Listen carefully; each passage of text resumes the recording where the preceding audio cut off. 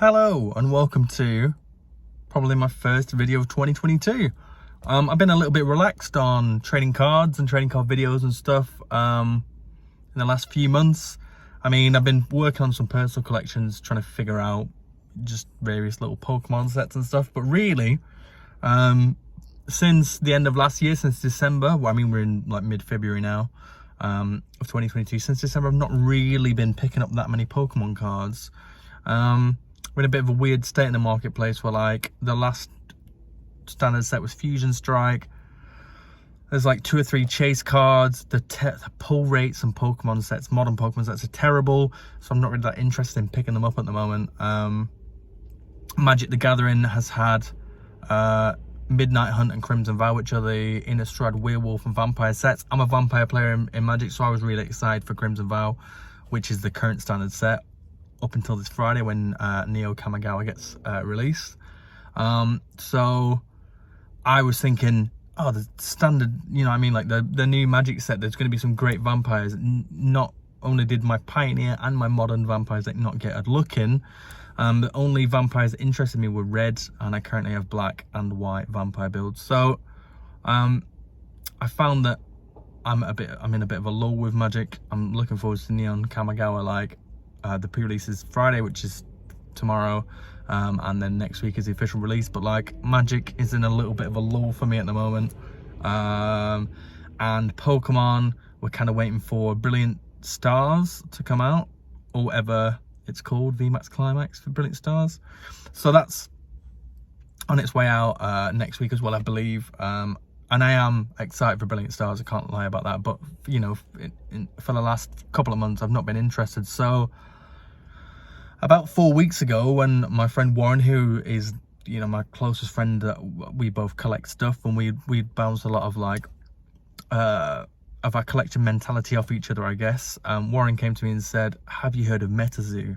And I have heard of Metazoo. And what I heard of Metazoo was about 12 months ago, I watched a YouTube video where Rudy from Alpha Investments was saying that he'd heard about Metazoo, and the guy who created it, Mike Waddell, had described Metazoo as a cross between Magic and Pokemon. And the first set that they brought out, which is Cryptid Nation, Cryptid Nation's Metazoo's base set. It's kind of like alpha base set, whatever. It's got the Obnoxious 9, which is a callback to Magic the Gathering's Power 9. So it's got these 9 really powerful things. It's basically got like the Moxen, and it's got the Black Lotus, which is Chaos Crystal, and then he was like, oh, there's a character Mothman. Mothman's like the Charizard of Metazoo. And what Rudy said, which stuck with me at the time, was if you're bringing out a new product, a new TCG, and you are not innovating, and you're saying, well, this is our version of this and this is our version of that, it's a red flag. And I thought, anyway, I checked the website out, and the only thing that was available at the time on the website on Metazoo Marketplace when I looked was something that was a couple of grand. And then I did a bit more research, and everybody was like, oh, it's a pyramid scheme, you know. It launched off Kickstarter. They brought these boxes out. The Kickstarter boxes are like test print nearly. So there's test print cards, there's Kickstarter cards, and then there's first edition, there's second edition, all of Cryptid Nation. So the test print cards are the most expensive because there's like less than 100 copies of each one. And then the Kickstarters, there was only $28,000 went through the Kickstarter, so there was very minimal amounts of boxes of Kickstarter stuff. And then there is first edition, and I think there's something like 50 or 60,000 booster boxes of first edition. So they've gone up, they're like £700 each a box now, first edition. And then Cryptid Nation 2 came out about 6 weeks ago, and that was that's the boxes in England are like 90 odd pounds, but if you get them imported from America, it's currently like you can get for like 65 before postage and import. So basically, the buzz around Metazoo at the time was, oh, it's a pyramid scheme, you know, people just, evil investors just coming in, pumping all this money into it. And you know, when I did my research at the time, because a first edition hadn't come out, and because Metazoo wasn't selling anything themselves, they were just selling other people's stuff or whatever the hell it was that I saw that was like thousands of dollars at the time. I was like, I'm not interested in that. If I can't go out and buy physical booster boxes of this product, I'm not interested, you know. Or if I go on the official website and there's these products and they're thousands of dollars, and the game's only just come out and they've not even released like the first wave of booster boxes yet, why would I be interested in that? And I kind of washed my hands of it. I was like, I'm not interested. So yeah, when Warren came to me and said, have you heard about Metazoo? I was like, it sounds like crap. He was like, oh, I've just spent 700 quid on a booster box. I was like, what? What are you doing? So that was a bit of a weird one to reconcile. So I went around to his house and he was like, look, I've got the second set which has come out, which is the jungle Pokemon, or the beta. Well, technically not beta from Magic, but similar enough. He was like, look, I've got this second set, Nightfall, come and check it out. I'm going to do a box break of both of them. So I sat with him and we did a box break of Nightfall first edition. We did a box break of Crypto Nation first edition. So the first 2 sets of Metazoo, which are currently the only 2 sets out, full official sets, up until next month when Wilderness, which is the 3rd set, comes out. And I was like, this is all just overpriced. But I saw the amount of, so, you know, he was like, oh, I bought this box for 700 quid. There's 36 packs. We're selling the packs for £30 each. They all sold, you know? So I was like, all right. Well, 360 times 3 is way more than the £700 that you pay for the box. So there's obviously a lot of money in it. People are interested in it. So I started to look, and I ended up picking up a bunch of Warren's Metazoo cards and looking at them. And I was like, actually, the art's a little bit like goofy and wacky. I'm not 100% on some of the artwork. However, some of the other artwork is really cool. And there was a big gap in my knowledge where I was like, I'm interested in Metazoo and I want to learn more about it. So I started looking into Metazoo, started trying to teach myself about it. There's no like collecting apps at the moment. The only place you can really get information about Metazoo is Metazoo HQ, which is a website, and it's really badly done. It's like one of those old school 90s websites where the background like moves. It's like a moving GIF that's tiled across the back of it, and it's like a nightmare.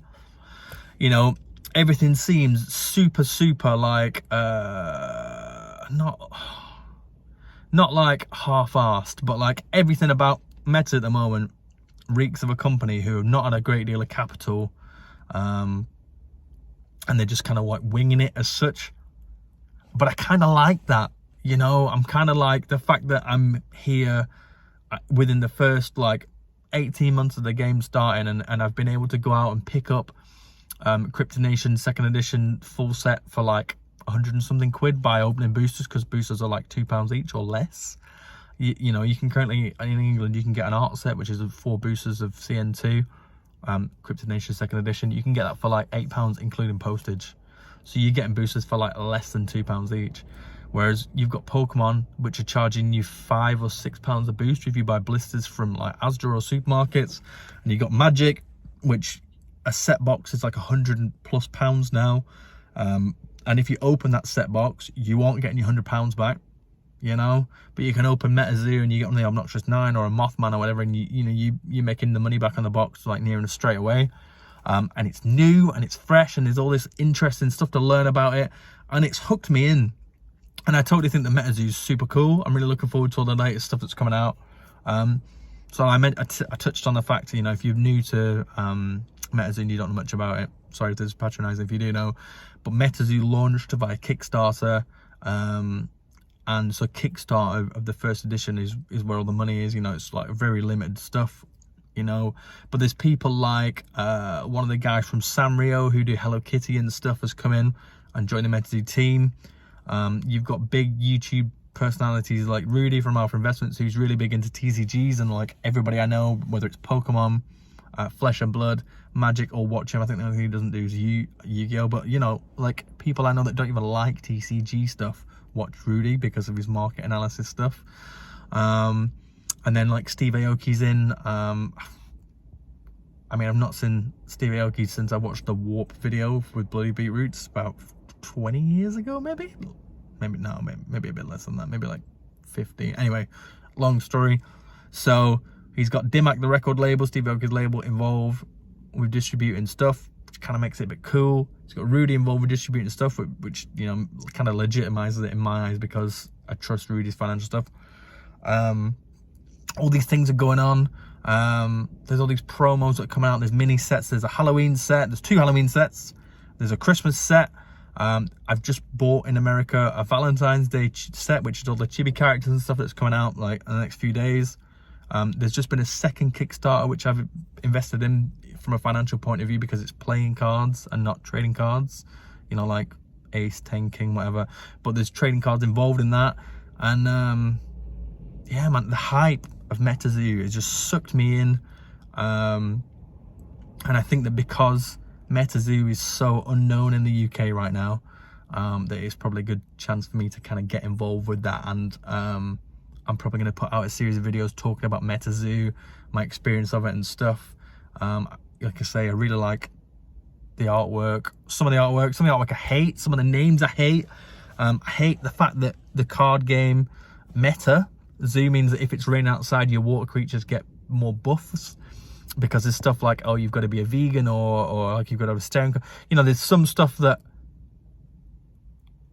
is it's like a laughable, you know, it's like, oh, you'd have to have a staring competition, and it's funny and stuff, but like the practicality of somebody who is heavily invested in Magic the Gathering and plays TCGs, I'm kind of like, I can't personally imagine playing a game where I then have to have a staring competition with somebody and do all this stuff. Like, you know, it seems very gimmicky, and I don't really appreciate that aspect of it. However, from somebody who has a massive Pokemon collection and has that like nerdy trait of being obsessed with collecting things, and like that unhealthy desire to own everything, the fact that I can go out and pick up these sets in first edition relatively cheaply, and I'm in at the start, and you know, and hopefully my collection becomes worth more and more and more, because prices have raised in the last 4 weeks as I've been in the hobby. You know, I've been picking stuff up and prices are going up on some of the things I'm picking up, and I'm like, wow. You know, because at the moment, Facebook in England, the UK Facebook group for Metazoo's got 400 people in it. 400 people out of a country of millions, you know. And that is going to explode. I'm sure it is, because, you know, the more prevalent things become, the more people are exposed to Metazoo, the more people will dip their toes in.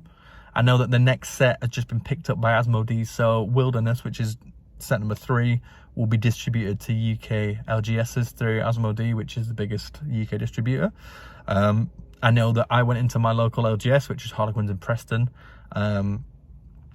I went in, probably like 4, maybe 3 weeks ago, just after I got into Metazoo, and I said to the guy who owns it, I said, oh, have you heard about Metazoo? We started collecting it, and he was like, I'm not interested. And I got a message yesterday about Kamigawa pre-release, and he was like, oh, you gonna come buy some kits? And I was like, yeah.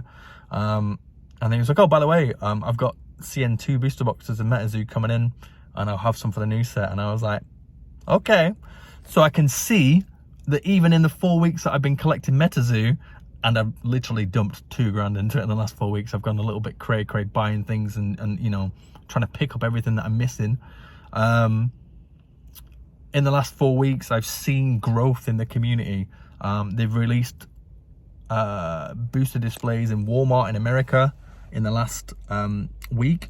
So it's got mass market appeal outside of like specific game shops and card shops as of now, you know, which is wild. It's wild to be sat picking up a card game and playing a card game when they're putting an announcement like, oh, by the way, you can buy it in Walmart now. Like, the fact that I'm in before all that is just crazy. And you know, and I don't think it's too late for anybody to start looking into Metazoo. If you're interested at all, you know, if anything piques your interest about it, I would totally check it out. It's super cool from a collector's point of view. Like I say, I like collecting the shiny cards. And you know, and if you've got collection fatigue or burnout on anything like Magic or Pokemon or any of the TCG, it's a breath of fresh air. I don't feel like I'm going to play the card game in its current iteration. That may change in time, you know, but I wouldn't have any opponents to play in England right now. There's nobody playing constructed or competitive play in England. If it picks up, maybe I'll learn it, sure. But just from a collector's point of view, it takes so many boxes, it scratches so many itches. There's promos to pick up. So I'll definitely do some more videos in the coming days talking about that and explaining more about different sets and different things and talking through my collection and what I've got. There's a really big deal with arbitrage at the moment, being able to get things from America way cheaper because it's native to America, the product.